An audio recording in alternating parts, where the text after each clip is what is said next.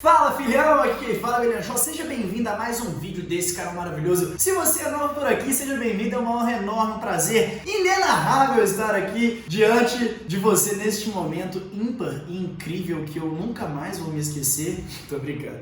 Bom, é o seguinte, nesse vídeo eu vim falar sobre a polêmica que tem sido muito falada nos últimos dias aí. Tá todo mundo dizendo que o Enem Digital foi extremamente mais fácil que o Enem Impresso. E eu vim aqui justamente rebater alguns comentários e desmistificar algumas coisas que andam falando por aí. Será que foi realmente mais fácil mesmo? Fica aí até o final do vídeo porque você vai entender tudo sobre essa situação. Mas antes, é claro, não tem como mesmo a gente continuar com esse vídeo incrível aqui se você não se inscrever, caso você ainda não seja inscrito, e se você também não der o seu like, porque isso é muito importante pra mim, porque ajuda o vídeo a alcançar mais pessoas e o canal cresce. E aí eu continuo produzindo vídeos pra você que gosta de me assistir, beleza? Então bora pro vídeo e verdade seja dita. Eu fui dar uma olhadinha no Twitter, que é um ambiente hostil, eu acho tóxico, eu odeio Twitter pra ser bem sincero. E aí, fui ler alguns comentários relacionados ao Enem Digital. Se liga. O Enem Digital deu uma vaga na Federal sem esforço nenhum pra galera, as questões estavam muito fáceis. Primeiro ponto, não existe isso de maneira alguma de dar vaga de graça. Não é assim que funciona. Uma coisa que eu pude perceber é que a hipérbole foi muito utilizada nesses comentários, ou seja, um grande exagero. Então eu já tô avisando aqui, já tô adiantando o meu ponto de vista em cima desses comentários e tweets que eu li. Eu tô vendo o Enem Digital e é muita injustiça. A diferença de um Enem para o outro é absurda. Mais um comentário. Eu deveria ter feito Enem Digital 10 vezes mais fácil. A verdade é que não tem nada a ver, não foi nada de 10 vezes mais fácil, muito longe disso, não seria capaz, não seria possível o INEP fazer uma prova que fosse literalmente 10 vezes mais fácil que outra e inclusive dar uma vaga de graça para as pessoas entrarem em universidades federais. Não é assim que funciona, a galera tá com os ânimos muito exaltados e eu vou te explicar por quê. Mas antes só mais um comentário aqui pra gente encher essa polêmica. Vai tomar no INEP, esse Enem Digital tava uma uva de fácil comparado ao impresso. Eu sei que muita gente reclamou. Eu pesquisei Enem Digital lá no Twitter e eu fui ver o tanto de comentário que tinha. Realmente, muitos comentários. Mas nós sabemos muito bem que pelo perfil de comportamento das pessoas e principalmente no Twitter, o que costuma acontecer demais? Alguém chega e fala: O Enem Digital estava muito mais fácil. E a outra fala: Caraca, o Enem Digital estava muito mais fácil. E aí todo mundo começa a falar que o Enem Digital estava mais fácil, mas eu duvido que 10% dessas pessoas pelo menos fizeram a comparação e puderam falar alguma coisa. A maioria só gosta de seguir a manada e sair falando porque, afinal de contas, reclamar é bom demais, né? E aí eu vou expor mais alguns comentários aqui e vou comentar em cima pra você entender. Veja esse comentário aqui. Eu acho que esse Enem Digital é muito flopado. Começando pelo fato de não haver igualdade na realização das provas e no digital, além de usar caneta preta, pode usar lápis e borracha. Eu espero muito do fundo do meu coração que esse comentário tenha uma grande parcela de zoeira. Primeiro ponto, vamos lá, vamos destrinchar aqui esse comentário. A pessoa disse: eu acho que esse Enem Digital é muito flopado, começando pelo fato de não haver igualdade na realização das provas. E de fato, não tem igualdade mesmo e nem tem como ter igualdade. Pelo primeiro motivo, as questões não são exatamente iguais. Então a partir do momento que as questões não são exatamente iguais, não tem como a prova ser igual. Outro ponto, só de um ser digital e o outro ser impresso, isso também já torna diferente as provas entre si. Ter uma prova exatamente igual não é o caso aqui e nem vai ser. Mas o que costuma ser semelhante é o nível de dificuldade das questões. Mas e aí, qual que é o melhor no fim das contas? Fazer o Enem Digital ou fazer o Enem Impresso? Não existe a melhor. Os dois mostraram que existem prós e contras. Você tem que simplesmente colocar na balança. E aí, pra você que tá achando aí que o Enem Impresso foi uma sacanagem, que o Enem Digital foi uma maravilha, coisa linda, deu vaga para as pessoas em universidades federais, veja só uma coisa que aconteceu no Enem Digital que não poderia ter acontecido no Enem Impresso. As pessoas de Belo Horizonte, por exemplo, tiveram um problema com a conexão e a disponibilização das provas. As pessoas tiveram que esperar, além dos 30 minutos iniciais, 1h30 para a prova simplesmente querer aparecer no sistema. E aí, ninguém no Enem Impresso sofreu esse tipo de problema. Então as pessoas do Enem Digital também sofreram nesse sentido, que tiveram que ficar olhando por nada por 1h30, olhando pro teto, assim, ansioso, apreensivo, causando um pouco de cansaço, um pouco de frustração. Então, não é assim, não é desse jeito, preto no branco, igual as pessoas estão falando. O Enem Digital é o bonzinho que vai te dar vagas na Federal, enquanto o Enem Impresso veio para te sacanear. Nesse caso que eu acabei de falar, por exemplo, foi ponto positivo pro Enem Impresso. Então, palmas pro Enem Impresso. Mas em outros casos, de fato, o Enem Digital também tem suas vantagens. Como eu disse, Tudo se trata de prós e contras. Continuando a análise do comentário. No digital, além de usar caneta preta, pode usar lápis e borracha. Essa é a parte que eu mencionei que eu espero do fundo do meu coração que seja zoeira, porque não é possível que uma pessoa esteja tão desinformada a esse nível. Porque, obviamente, no Enem digital você não pode usar lápis nem borracha. Nos dois Enems, digital e impresso, reaplicação, em qualquer situação você só pode levar caneta preta. A única coisa que está relacionada a lápis e borracha é que no digital, dentro da prova, no sisteminha lá que você utiliza para fazer a sua avaliação, você consegue pegar um recurso que funciona semelhante a um lápis, que é para você utilizar o mouse e ir rabiscando, seja na proposta de redação, seja nas questões. Da mesma forma que você consegue fazer no Enem impresso, já que no Enem impresso você consegue rabiscar a prova em todos os cantos. Então esse foi, na verdade, um recurso para tentar igualizar ali o que cada um tem de disponibilidade. E aí um outro ponto negativo do Enem digital é que, por exemplo, enquanto no Enem impresso você literalmente tem a prova ali, você rabisca onde você quiser, no Enem digital não, e você literalmente quer rabiscar alguma coisa além do que já está escrito ali, você tem que usar o mouse. Então você não consegue tomar nota, você não consegue escrever, porque eles não te dão folhas, por exemplo, para você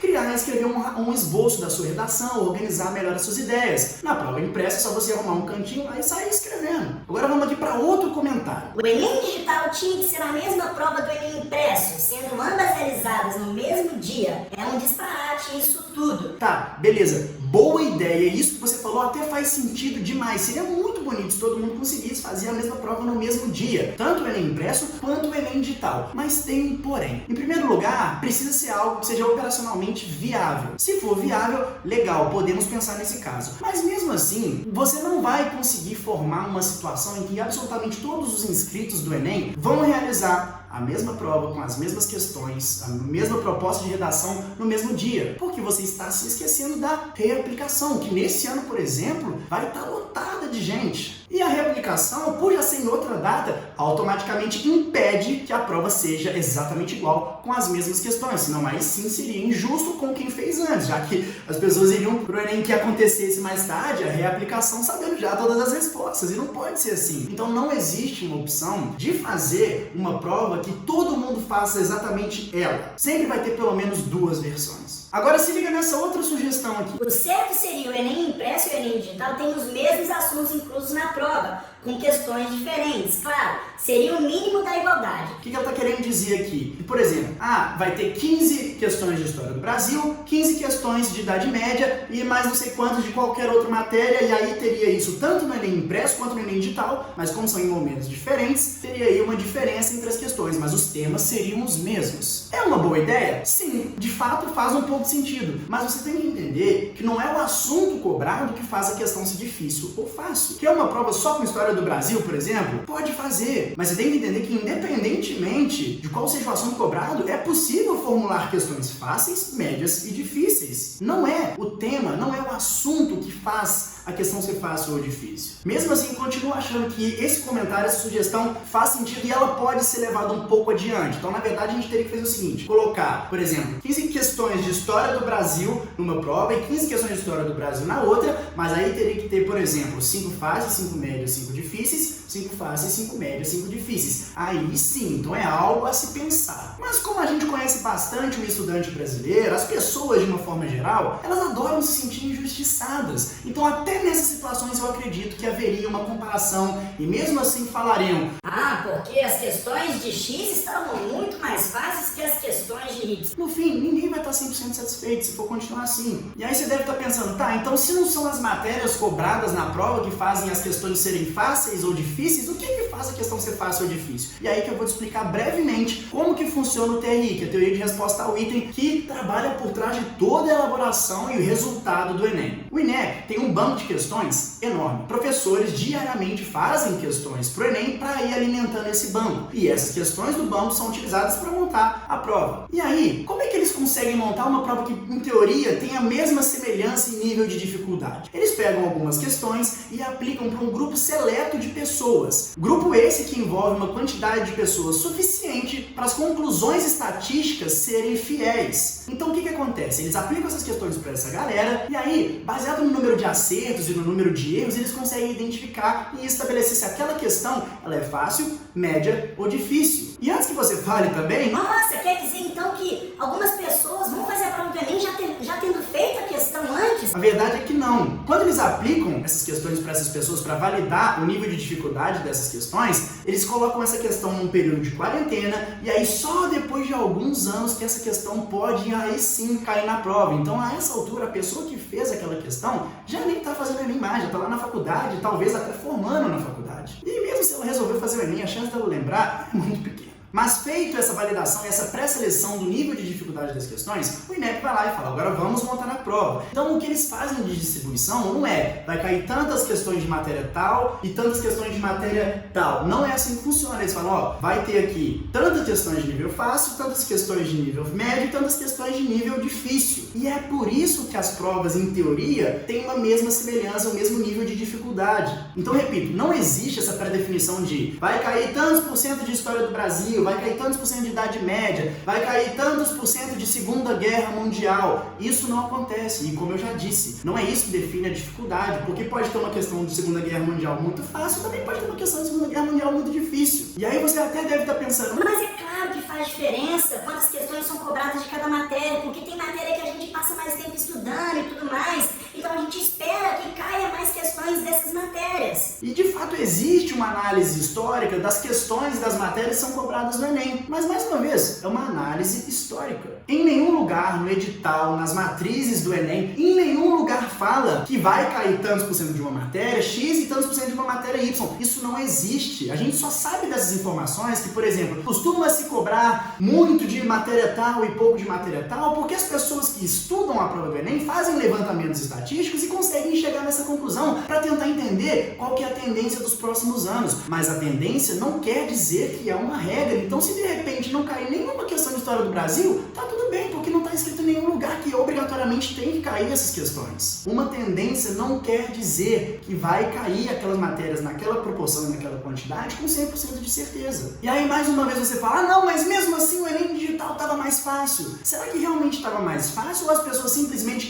criaram esse alarde inteiro, imenso, só para poder terceirizar ali alguma responsabilidade? Pode ter caído mais questão de história do Brasil no Enem digital, mas por outro lado, o Enem digital não teve nenhuma questão muito fácil, por sinal, sobre bumbum tantan. E aí, as pessoas só estão olhando um lado da moeda e esquecem de olhar o outro. No geral, a prova tende sim a ter o mesmo nível de dificuldade. O que nós sabemos, de fato, é que o Enem cobra uma vasta gama de assuntos na prova. E o Enem exige regularidade do candidato, ou seja, ele exige que o candidato saiba falar, saiba fazer questões de todas as matérias, porque ele supõe que o candidato estudou todas as matérias. Qualquer pessoa que for fazer a prova sabe muito bem que vai cair uma variedade enorme de assuntos e questões. E para isso você precisa estudar todas elas se você quer ir bem. A verdade é que quem estuda direito e se prepara da forma correta para o Enem, vai saber fazer todas as questões, independentemente de qual assunto é cobrado. Se a pessoa estudou mesmo, ela vai saber fazer a questão se ela for fácil, se ela for média, se ela for difícil. Mas mais uma vez, as pessoas gostam de encontrar motivos para que elas de fato possam dizer que foram injustiçadas. E aí fica nessa mania que é um loop e um ciclo vicioso de ficar terceirizando a responsabilidade. Mas não é assim que deve funcionar. Quer um conselho que vai fazer você começar a ter desempenho melhor nas provas a partir de agora e vai também te trazer uma felicidade enorme para a vida? Assuma a responsabilidade das coisas para você e pare de terceirizar a culpa em cima do resultado que você gerou na sua própria prova. A responsabilidade de se preparar bem para a prova do Enem é sua, não é de mais ninguém. Se você está preparado, você consegue encarar qualquer coisa. Ai, Chá, mas nossa senhora, você tá sendo muito carrasco aqui nesse vídeo. Eu tô chateado com você, cara. Não, filhão, não é isso. Eu só tô te ensinando que quando a gente assume a responsabilidade pra gente, a gente entende que os nossos resultados só dependem de nós. E como eu disse, ter esse tipo de sabedoria e saber puxar a responsabilidade para você e entender que só depende de você, vai te trazer muito mais felicidade, não só para fazer a prova do Enem, mas literalmente para a vida e todas as outras coisas que carregam responsabilidades por si só. E por fim, aproveitando que a gente está iniciando a preparação para o Enem 2021, gostaria de te lembrar que as vagas para aprovado na Federal, o meu curso de metodologia de estudos que vai te transformar num estudante sensacional e capaz de conseguir a sua aprovação na Universidade Federal, estão estão abertas. E olha só, como eu ando avisando por aí, como tá passando por uma reformulação que tá ficando fantástica e sensacional, a gente tá passando aí de 18 aulas para mais de 70 aulas que vão te ensinar e te preparar para ser um estudante vitorioso, o preço vai subir. Mas por enquanto o preço ainda não subiu e no link da descrição você pode dar uma conferida aí e aproveitar o preço antigo. Logo, em breve, logo menos, cuidado, o preço vai aumentar e aí não vai ter jeito mais. Então quem chega primeiro, bebe água limpa, ok? Se você gostou do vídeo, não se esqueça mais uma vez de deixar seu like, se inscrever no canal, comenta aí a sua opinião também. Eu tô aqui falando um pouco bravo? Tô, mas eu tô expondo meu ponto de vista, tô aberto a debates, então manda bala que a gente troca uma ideia aí nos comentários.